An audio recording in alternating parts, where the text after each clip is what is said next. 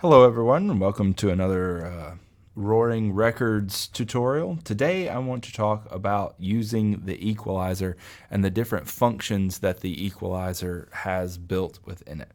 So I've already written a track here that is on a synthesizer sound called Drifting in Hyperspace. This is what it sounds like.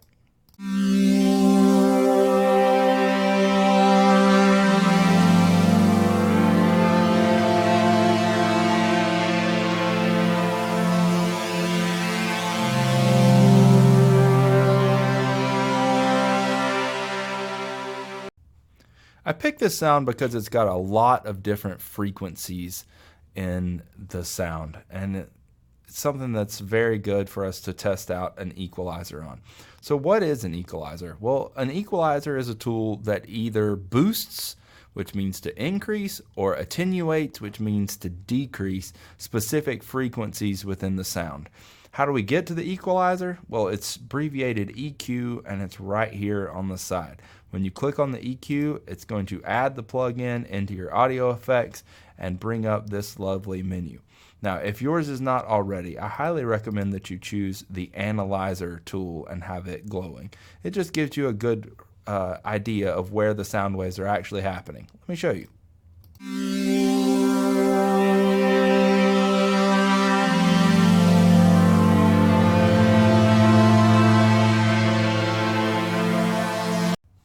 So there you can actually see where the frequencies are happening. Now, there are a few different tools here. This is currently a 6-band equalizer. You've got an orange, a yellow, a green, a teal, a blue, and a purple option here. The purple and the orange are what we call shelves. And this is a low shelf, this is a high shelf. You can kind of tell by that shape there that it's actually creating a flat line at the end. The more you move it in, the more that line stays flat along the way. So that's where it gets its shelf name from.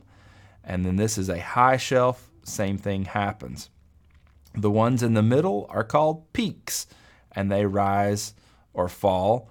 And you can see along the line where the specific frequencies occur from 20 hertz or 20 cycles of sound per second to 20,000 hertz. This is your highest frequencies on this side, those that are vibrating at 20,000 times a second.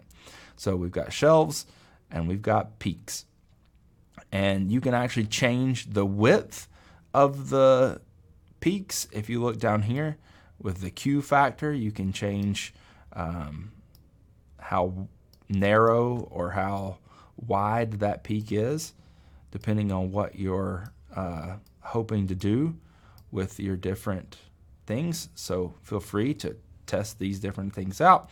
This adjusts the frequency, and then finally this is how much it either cuts, attenuates, or boosts the sound. So there are two more options that will actually make this an 8-band equalizer, and that is a high-pass filter, or some might consider it a low cut, taking away anything below this line. It's all removed, and it only allowing the high things to pass through. Or if you click here, this is called a low-pass filter, allowing the things that are below it to pass through, or a high cut. Sometimes in different plugins you'll see something that's a cut off, and oftentimes what it's describing is this in particular, this low pass filter or high cut line. So let me reset these and turn them off just a second. I'm going to play this sound and experiment with a few different shapes along the way.